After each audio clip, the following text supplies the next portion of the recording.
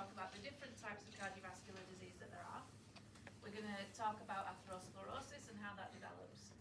Then we're going to have a short break, and then after that break, in the second hour, we're going to talk about treatments and options. Okay? So, we're looking at types of cardiovascular disease. There's an awful lot of different types of cardiovascular disease that you can get. And because of this, there's a massive clinical problem with it. Okay, so you can see the statistics that I've pulled up here. These are from the British Heart Foundation. So we've got, every day, we're going to have over 400 people are going to lose their life because of a cardiovascular condition. And I think there's going to be 190 of them are going to be from a heart attack. So although heart attacks are the one that everyone thinks about when you think about cardiovascular disease, there are a lot of other types, which you can see from the disparity in those numbers there. We're going to have 7 million people are currently prescribed with medications to help with their cardiovascular diseases. We're going to have 515 people who are going to go to hospital because of a heart attack. So it's a really big clinical problem. And because of this, there are a lot of charities that fund research into this, as well as the UK Research and Innovation Medical Research Council. They fund research into it. But we've also got the Circulation Foundation, the Heart Research UK, British Heart Foundation, Stroke Association, and the Heart Research Institute, which is based in London. And this is because it is one of the cardiovascular disease and cancer are the leading causes of death and morbidity in the UK. When I was talking with a clinician once, they said basically if cancer doesn't get you, then cardiovascular disease will towards the end. So it's a really big clinical problem. The presentations of cardiovascular disease, we're starting to see them getting younger and younger and younger. And that's why we need to do a lot of research into this area so that we can try and help these patients, make sure that we're living a long but healthy life. So if we think about the different types of cardiovascular disease, we've got quite a lot of them. Okay? One that everyone thinks about is a heart attack.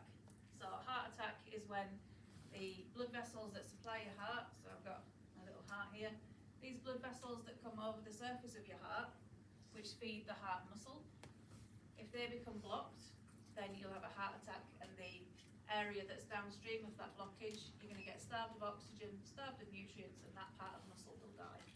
And so it won't be able to beat. We've got hypertension, also more commonly known as high blood pressure. Really, really super prevalent. It's one of the most prevalent cardiovascular conditions that we have. And hypertension or high blood pressure is considered when you've got a blood pressure of over 140 over 90, I believe it is. And there's a lot of people who have that. We've got aneurysm. Has anyone heard of aneurysms? Yeah? So with an aneurysm is where your normal blood vessel dilates, so it gets wider. And the research that I've done is looking at abdominal aortic aneurysm. So if you look at your circulation in your aorta, when your aorta comes out the top of your heart, curves round, and then it comes down into your tummy, and then it splits off where your kidneys are. And you can get an aneurysm there in your tummy, or when it's coming out of the top of your heart. And normally, your aorta in that position, in your tummy, will be about this wide. Okay, so that's about 2.5 centimetres in an adult, is how wide that blood vessel will be. Now, do you think it can get to be that wide? So this is about 5 centimetres wide.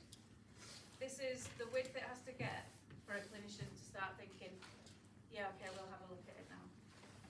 But you imagine how wide that is. Imagine that volume of blood going through your tummy. Imagine if it pops. Really severe outcomes for ruptured aneurysms.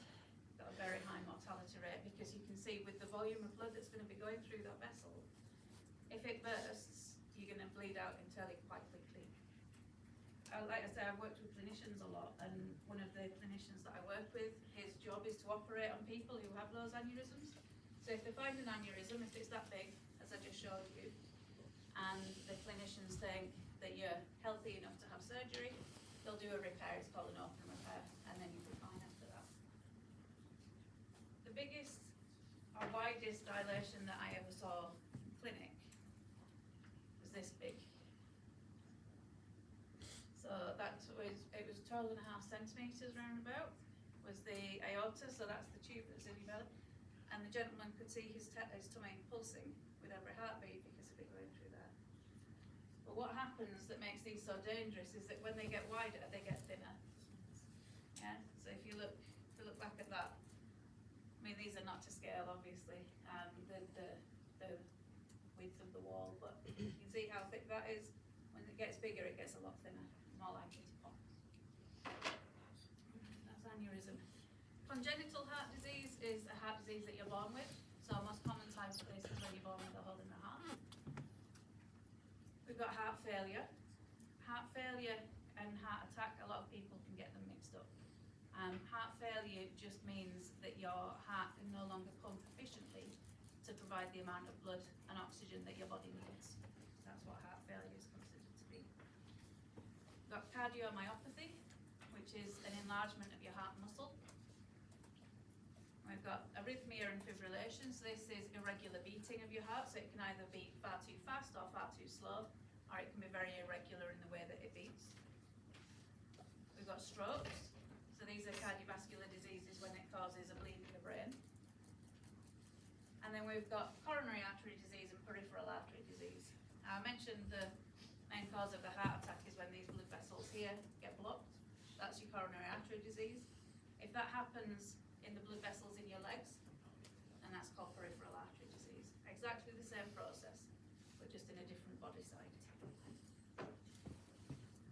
And they're all linked in various ways. So a heart attack can cause heart failure. And I think that's quite a logical thing to think about. If someone has a heart attack, if that part of that of your cardiac muscle dies and can no longer beat, it's going to make it a lot harder for your heart to be able to beat efficiently. And my auntie, she had a heart attack without knowing she had a heart attack, which is interesting because the presentation of heart attacks in women is very different to men, but we all know how it presents in a man, but not so much in a woman. And she didn't know she'd had a heart attack. But she went to the GP after a couple of weeks of feeling out of breath because she was going on holiday, wanted to make sure she was fine. They did some quick tests, they sent her straight up to the hospital, and she basically had a massive heart attack which had shredded pretty much most of her left ventricle. The left ventricle is the one that pumps it around your body, and she'd lost all of that function.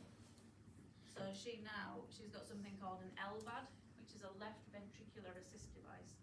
There's only around about 200 of these in the country, and what it does is it replaces your heart function with a pump.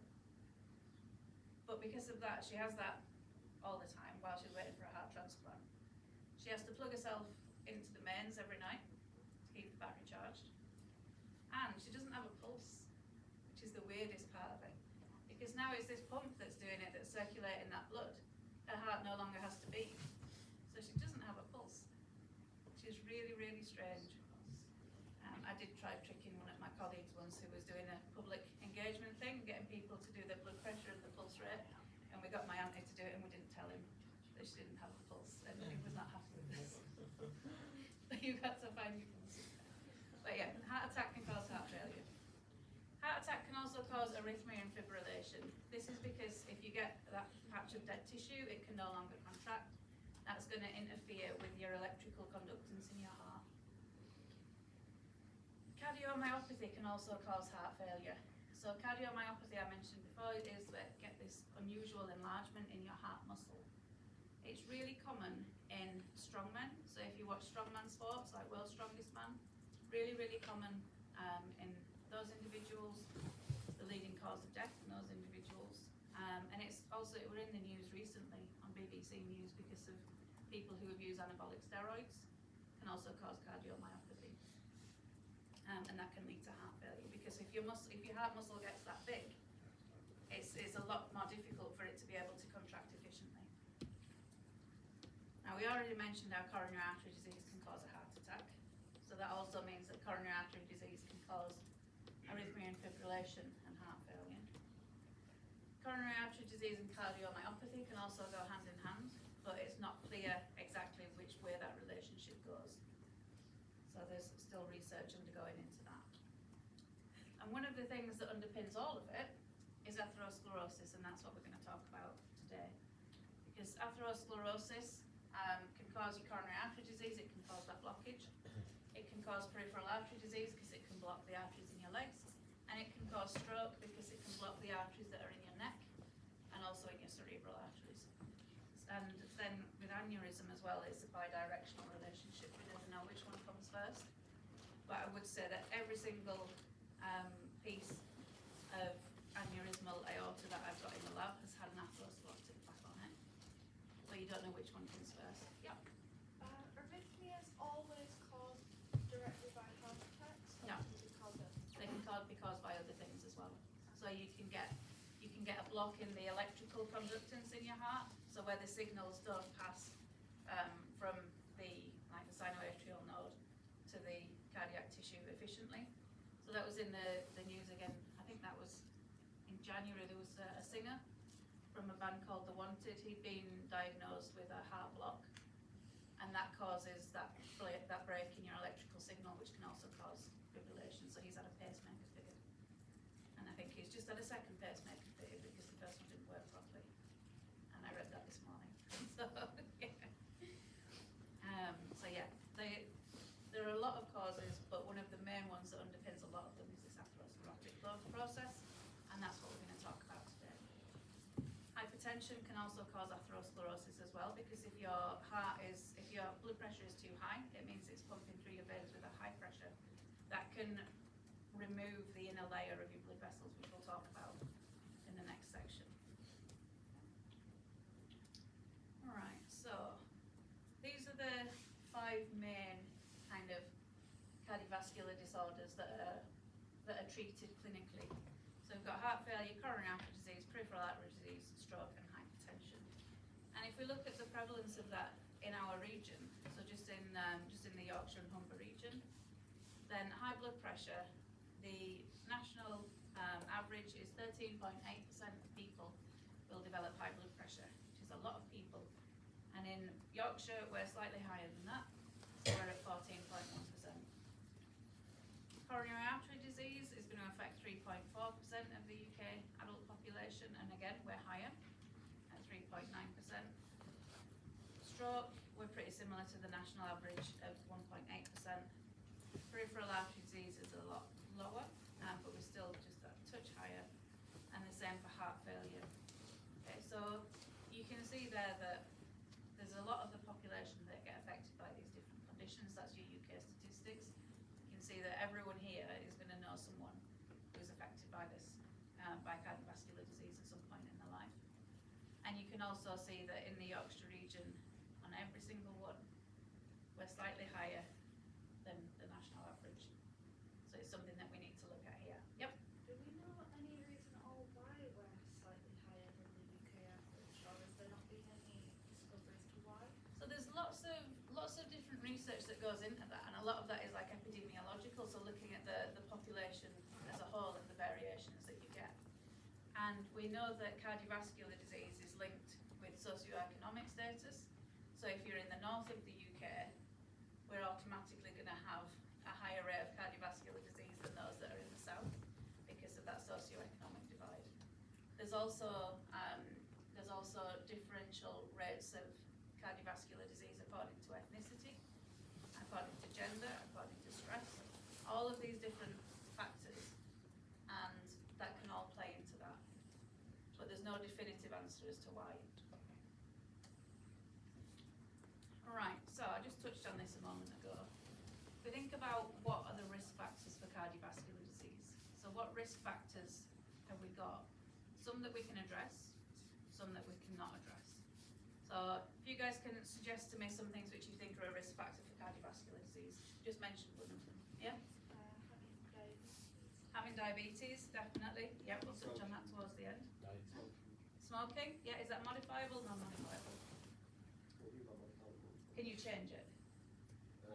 Yes, so that's a modifiable one. Yeah. Active lifestyles. Yeah, active lifestyle, modifiable, non-modifiable? Modifiable. Family history, yes, so would that be more like genetics? Yes. Modifiable, non-modifiable? Non-modifiable. Obesity, yep. Traumatic injury to the heart. That's an interesting one, yeah. That's the first time anyone suggested But yeah, if you get an injury to your heart, if it causes that mechanical damage to your tissue, then that can also lead to cardiovascular diseases. Any other thoughts? Medications, yep. Medications, some medications can be problematic. I mentioned before the steroids. So steroids can cause cardiomyopathy. High salt intake, yes, definitely. That's the worst one for me. I like salt on everything. And I like really solid crisps. But I have very low blood pressure. So if I feel like I'm gonna fail, I'll have some salt to bring my blood pressure up and stop me from falling on the floor, which no one wants. Alright, let's have a look at what we've got on here then. So non-modifiable, you mentioned it up there, we've got genetics. Some people are predisposed to cardiovascular diseases, and even if they have the best diet and lifestyle in the world, they're still going to have cardiovascular problems. An example of this would be familial hypercholesterolemia. So that's a condition where your body produces a lot of cholesterol, even without you taking any into your diet, and that can cause those cardiovascular problems. We've got gender. So if you have an XX chromosome or an XY chromosome, your cardiovascular risk is different. Men have a higher cardiovascular risk throughout most of their life until women hit menopause, and then our risk goes up exponentially. We've got ethnicity, so the genetic background from where your heritage comes from. So people who have got a South Asian background are much more likely to develop a particular type of atherosclerosis and diabetes, because the basal level of insulin resistance is higher in people who've got South Asian ethnicity, irrespective of what they eat. People with Afro-Caribbean heritage are much more likely to get hypertension, but from mechanisms we're not quite clear on yet. So there's ethnicity also plays a role in it as well. And then we've got age. Age is the biggest risk factor for cardiovascular disease. The older you get, the more likely you are to get cardiovascular disease. If you think about atherosclerosis, how old do you think you are when you start getting atherosclerotic plaques? About 50 or 60? 35 to 40? Any advances? So it's in your teenage years. Yeah. That's when we start developing those plaques. Alright then, modifiable risk factors, things that we can change. Being a couch potato, so not getting out and exercise, I'm very guilty of that. Having a poor diet, I'm also very guilty of that. I have my Coke Zero to keep me going. Cholesterol, so that's eating a diet rich in cholesterol. We've got diabetes, which you mentioned up there. That's something I'm going to touch on after the break, with diabetes. Drinking and smoking, that kind of excessive lifestyle. So there are lots of different risk factors for cardiovascular disease. Some we can do something about, some we can't. So it's just about doing things in moderation, I think. The other one is stress. So I'm sure that your projects were quite stressful, and so when you get to your exams, that's going to be quite stressful. Genetics. Or the medical genetics, yeah. But transient stress is okay. That'll raise your blood pressure a bit, but it'll come back down. It's when you've got a really prolonged, stressful lifestyle that can have significant effects on the life. So, just to come back to this one, we talked about all those different cardiovascular diseases, but what we're going to focus on now is atherosclerosis, because that underpins an awful lot of them. Okay? Alright, so I'm going to go on to atherosclerosis. The next slide does have a picture of a bit of human tissue. It's not a human, but just if you don't know what it is. So this is what we've got for atherosclerosis. So atherosclerosis means that you've got a build-up of fatty plaques in your arteries. Okay? And that causes a narrowing or a blockage of your blood vessels. So you can see it up on the screen here. This is a blood vessel, a piece of blood vessel that's been cut out and laid open. And you can see here, we've got this big yellow patch, and that would be an atherosclerotic plaque. When it's that big, it's not so much of a problem. But what can happen is that that fatty plaque is going to get bigger and bigger and bigger, and it will start blocking the lumen of your blood vessel. And and that's when it causes a problem. Because the outcomes of atherosclerosis, as we mentioned before, we've got heart attack, we've got stroke, we've got amputation if you get it in your peripheral arteries. So let's look at normal blood vessel structure so that we can understand it all a little bit better. So this is your lumen. So that's your lumen is this hole in the middle, and that's where your blood flows. Okay, that's called the lumen. What we have lining the inside of there is a cell layer which is made up of these green cells here, and these are called endothelial cells. And this is a single layer thick, so you only get one layer of endothelial cells, and they line the inner surface of all of your blood vessels. On top of that, in the wall of the blood vessel, so I often try and think of it like a tyre. I have a tyre in my office, I should have brought it. But that tyre, the wall of your blood vessel that gives it its strength, that's made up of these orange cells. These are called smooth muscle cells, and this is what I do most of my research on. And then on the outside, so on the outer surface of your blood vessel, you've got this kind of loose network of tissue, which is called an adventitia. And in there you're going to have a lot of collagen, and you're going to have some fibroblasts as well. And the different layers that they're called, so your inner layer is called your intima. That's where your endothelial cells are. Your middle layer, which is where you get that strength, that's your medial layer. And then your outer layer is your adventitia. And just as a reminder, those are the cell types that we've got there. So your intima is made of endothelial cells, your media is made of smooth muscle cells, and your adventitia, principally collagen, with a little bit of fibroblasts thrown in as well. When I go through my lectures, I'll use that scheme. Okay, so if it's a green cell, you know it's going to be an endothelial cell. If it's orange, it's going to be a smooth muscle cell. Right. What happens if we get an atherosclerotic plaque? Now, as you can see, that we start to get this big difference. So what we've done now is we're just taking one side, so just taking one side of that blood vessel there, and we're seeing what's happening with it. So you can see already we've got that big bulge that happens. And what happens is that you get an expansion of that intimal layer. And if you remember on the previous slide, that intimal layer is your endothelial layer. It should only be one cell thick. And what happens in atherosclerosis is that layer becomes a lot thicker, and that protrudes into the inside of your blood vessel.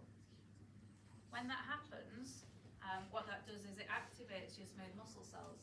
So we've got the smooth muscle cells down here, that are the normal ones. When you have atherosclerosis and you get that expansion of the layer, these smooth muscle cells, they change their behavior. Okay, so they have what we call a phenotypic switch. So they'll change their behavior, and instead of being contractile and just maintaining your blood vessel structure and tone, what they'll do is they'll start to grow, they'll start to migrate, and they'll start to migrate up into that intimal layer. What that does is it causes inflammation. So we then get an inflammatory process where monocytes, which are in your circulation, in your bloodstream, they will come to this site, they'll detect that there's an injury there, and so those monocytes are then going to migrate across your endothelial cells and into that expansion. Once they become stuck in that expansion, then they transform into macrophages. Yep. Just to double check, is this downstream of the plaque, or is this above? This is how it starts. Okay. Yeah, this is the beginning part of it. Yeah. So we'll get your infiltration of your macrophages into into that expansion. And what they do, because they're there, it's a normal physiological response. They're there to try and repair, and so they do that by taking up some of the cholesterol crystals that you'll have that have been building up in that blood vessel. But when they take up the cholesterol crystals to try and get rid of them, they then don't get rid of them. And instead what they do is they become foam cells. And foam cells, they kind of do what they say on the tin. They look foamy, you look at them down a microscope, they look bubbly. And what they do is they take up that fat, but it stays in the cells, it doesn't get degraded. And because of that, your foam cells then become very inflammatory themselves. So this infiltration of your monocytes and your macrophages, which is meant to alleviate that inflammation, is actually now going to start contributing to it and making it worse. Because they'll produce a lot of cytokines, a lot of growth factors, which are then going to signal outwards to say, actually, we've got a bigger injury, we need more and more inflammatory cells to come in. So you get your secretion of inflammatory cytokines, and what that can do, because if you've got high concentrations of inflammatory cytokines, as well as bringing in your white blood cells to try and fix it, they can be toxic to the cells that are surrounding that area. So your smooth muscle cells will then start to die. They can do this through apoptosis or necrosis, so it can either be controlled or uncontrolled. But if it's necrosis in particular, then we know that with necrosis, again, it's a hyperinflammatory thing to happen, and so your inflammation goes up even more. And so that starts feeding in to that whole kind of feedback loop. It's a positive feedback loop where you get a little bit of inflammation, and then you get more, and then you get more, and then you get more. And what can happen is then your plaque can either be stable or unstable. Once you've got that plaque and it's formed, it can either be stable or unstable. If it's stable, then that means that the plaque is there. It's going to be protruding into your lumen of your blood vessel, so it could be impacting on blood flow. But it's not at risk of pumping. Okay? It's not at risk of rupture. Or it can be unstable, which means it is at risk. And if you think clinically, which is the one we're most worried about? Unstable, yeah, because that's what can lead to your heart attack, your stroke, and your peripheral artery disease. If you have a stable plaque, what that will do is, instead of causing a heart attack or anything like that, it can give you angina, or if it's in your legs, it can give you intermittent claudication is what it's called.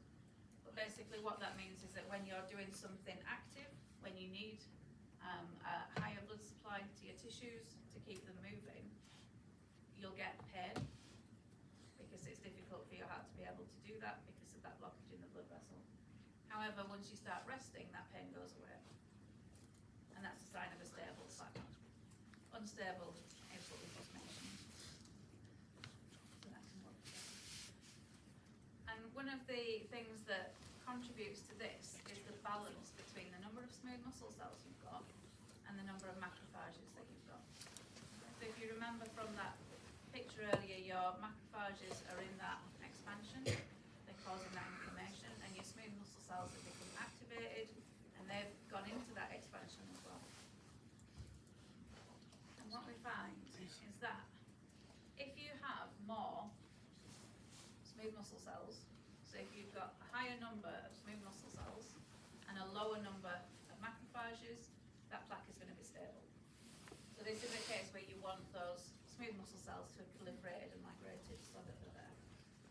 Look on the other side, if you started to lose a lot of those smooth muscle cells and you've got more macrophages, that's when we're pushing towards an unstable plaque. So if we look at what happens inside the stable plaque and the unstable plaque, so this is the stable one. I've just expanded it now so you can see the whole thing. I always think it kind of looks like a zip, which is a bit of an unfortunate depiction of it, but there we go.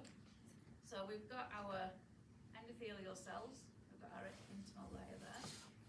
We've got our expanded intimal layer here. So we've got a thick layer of smooth muscle cells, which are underneath that cap, and they've de-differentiated so that they now grow more, and they're more proliferative, more migratory. And then we've got, inside here, we've got a foam cell, we've got a few macrophages, and we've got some cytokines. The key features of it are that we've got a thick fibrous cap, so that's where we've got the smooth muscle cells that are on the top there. That top area is the bit that's most likely to be disrupted if you've got high pressure blood flying over the top of it. And we've also got that in the shoulder region. The shoulder region is the transition between where you've got your plaque and where it goes back to a normal blood vessel morphology. So what you want is to have lots of smooth muscle cells in those areas. The smooth muscle cells, when they do come into these areas and they transform into that de-differentiated phenotype, they will start to produce their own collagen as well, and that's what these blue fibres are. So you've got collagen in there, you've got your smooth muscle cells, that's keeping it nice and resistant to any kind of damage. And we have fewer macrophages in there. If we look instead at an unstable plaque, what happens now is we lose a lot of those smooth muscle cells. And you can see now that we've got a much thinner cap. That's going to be much more likely to be disrupted by high pressure blood flow. and we've got an excess of macrophages and foam cells that are inside there, so it's highly inflammatory. And what can happen when this occurs is that highly inflammatory nature there causes what we call a necrotic core. So the inside of that cap, because it's so full of inflammatory cytokines and other chemical mediators that are at a really high concentration that are toxic to cells, everything that's in that central core starts to die. And what that can do, because that will propagate itself as well, because that in itself is inflammatory, that can then mean that it can rupture.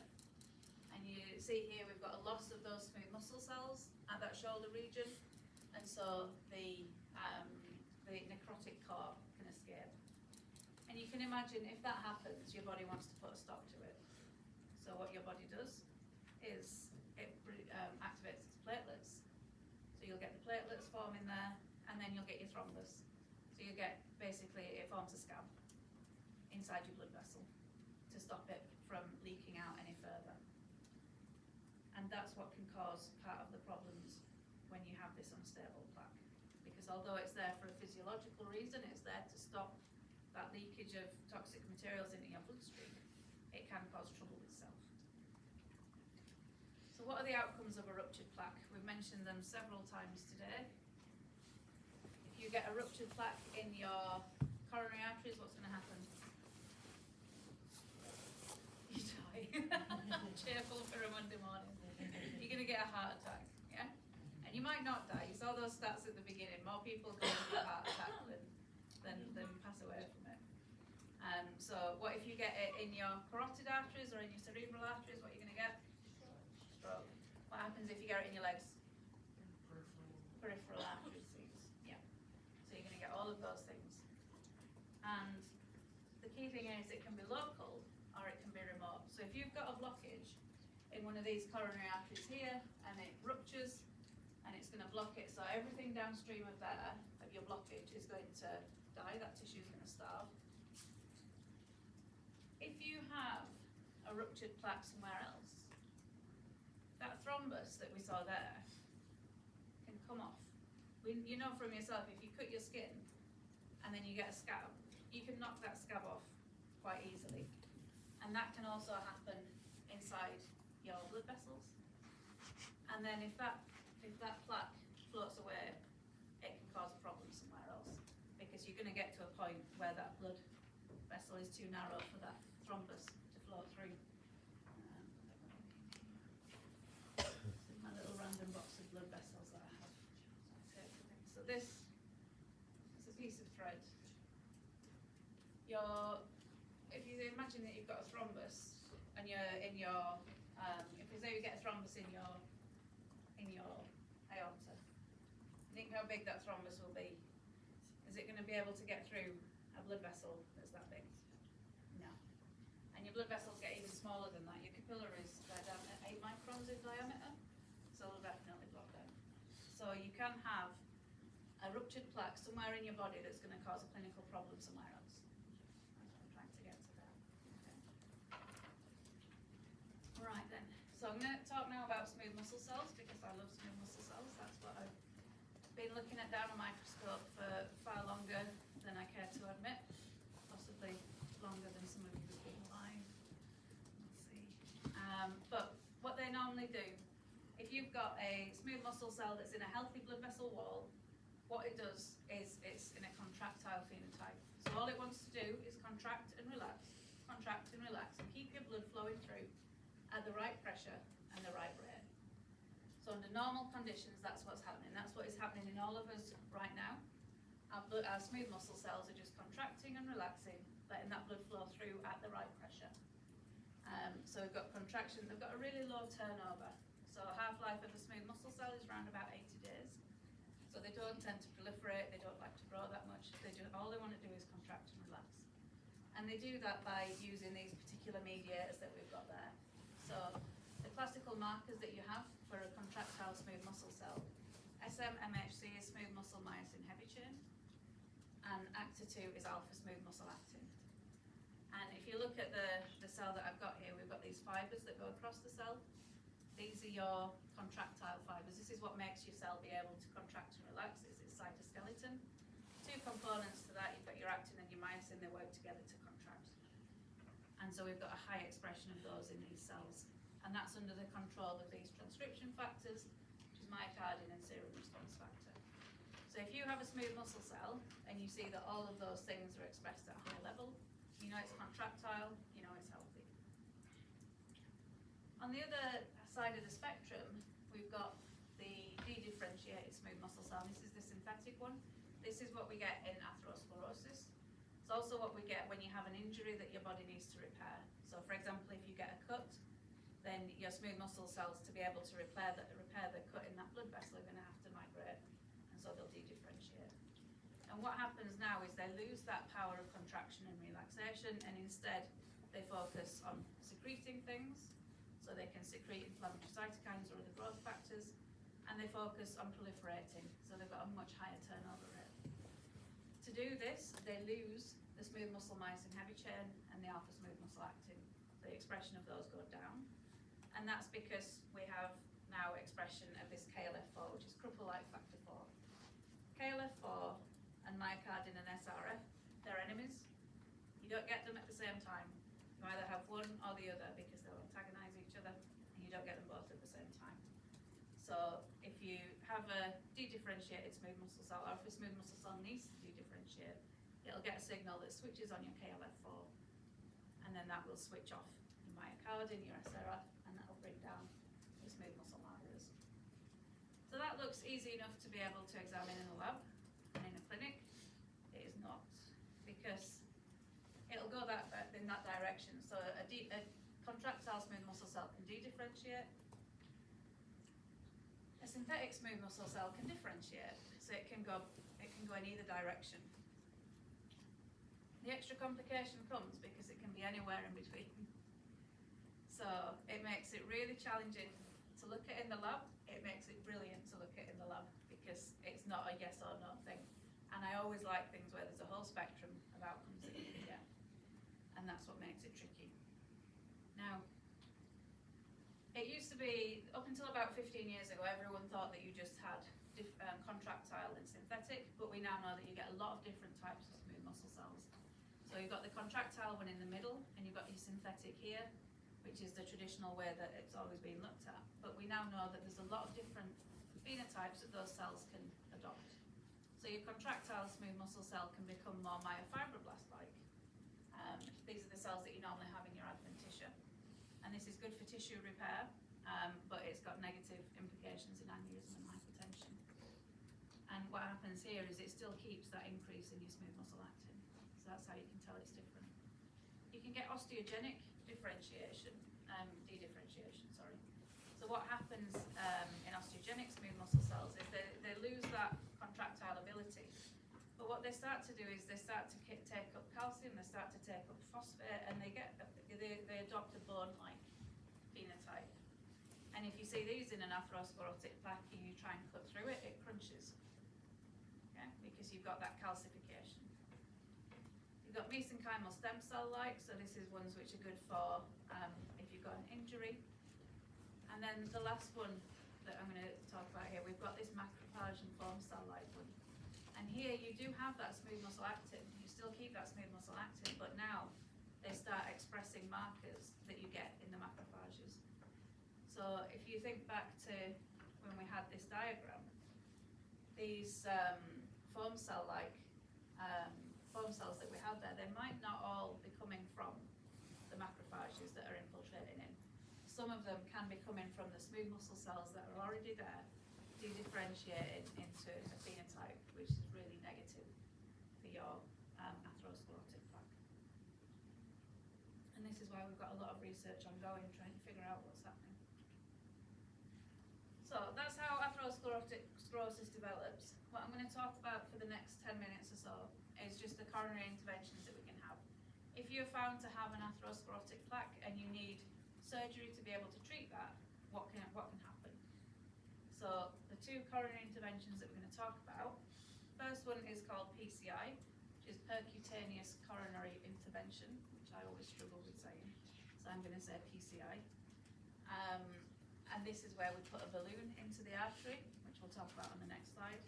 And then the other side is CABG, or coronary artery bypass grafting, and that's a more invasive surgery. If we talk about PCI first of all, or stenting, this is really common. So it's the more common of the two treatments that you can have. There are over 80,000 PCI or stenting operations carried out every year.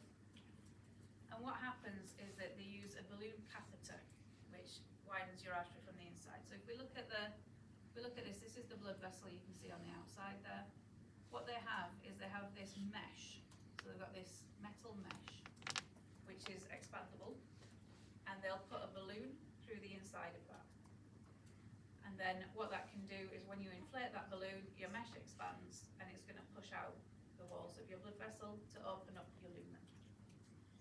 So your stent is deployed to keep that blood vessel open, and one of the developments that you have with this is that you can get drug-eluting stents.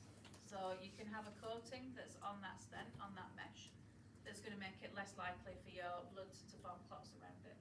So it can be active thrombotic.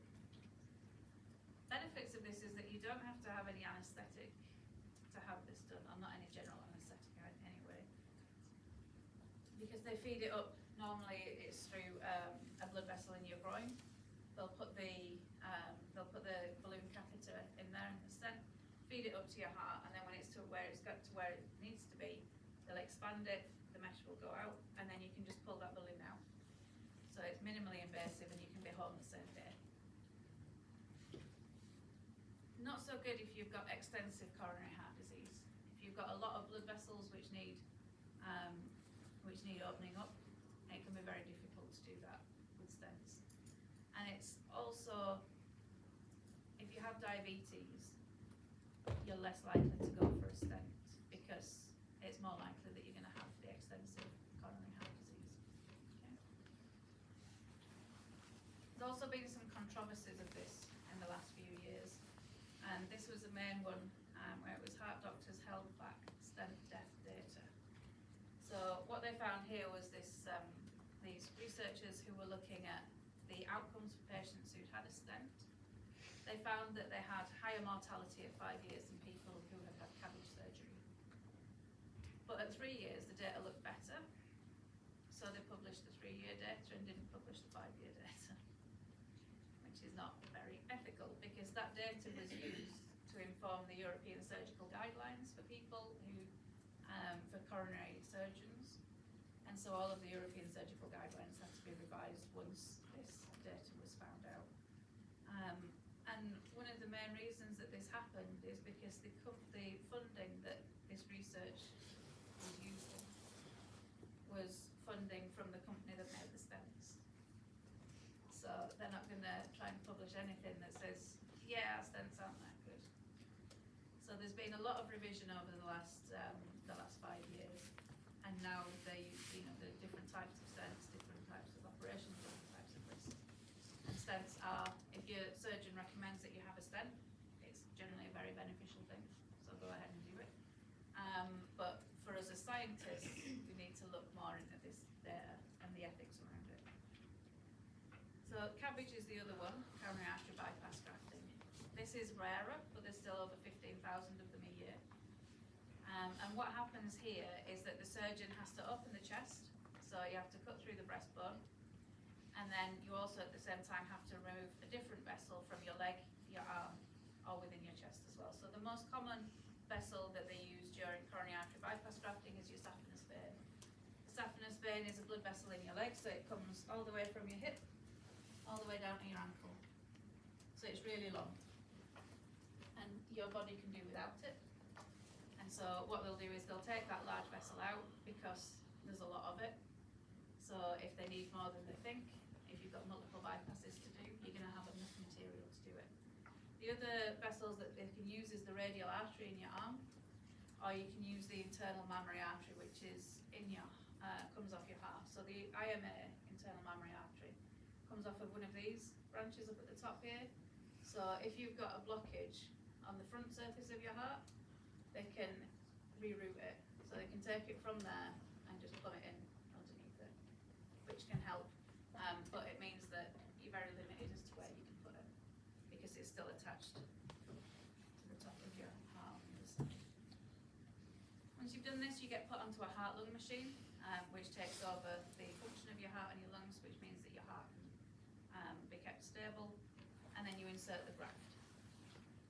After that, you've got to close your chest bone with wires. You get stitched back together, and it's a very kind of traumatic surgery to have. The downsides to it is that you've got to have this done under general anaesthetic, as you would expect, and that always comes with risks. You get, if you've got a good recovery, you'll have 1 day in the intensive care unit, you'll have 1 day in the high dependency unit, 4 days on a normal ward, and then you can get sent home with 3 months of rehabilitation. So it's a much longer recovery process. But if you've got extensive coronary heart disease, or if you've got diabetes, it's the one that's recommended the most, because it means that if you've got, people normally have heard of, like, you can have a heart bypass, you can have a triple bypass, you can have a quadruple bypass, and that's the number of vessels that you're having to replumb in your heart at the same time. Yep. Is there any risks of graft rejection?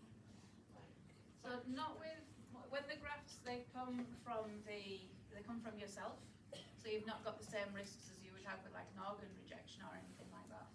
There are some studies that have looked at using synthetic grafts, so ones that you can get off the shelf. They're a bit more problematic, which is why they're not in widespread clinical use yet, because you can have rejection issues there. The main problems with the graft outcomes we're going to talk about in the second hour, which is the different things that can happen in there. We'll talk about that after the break.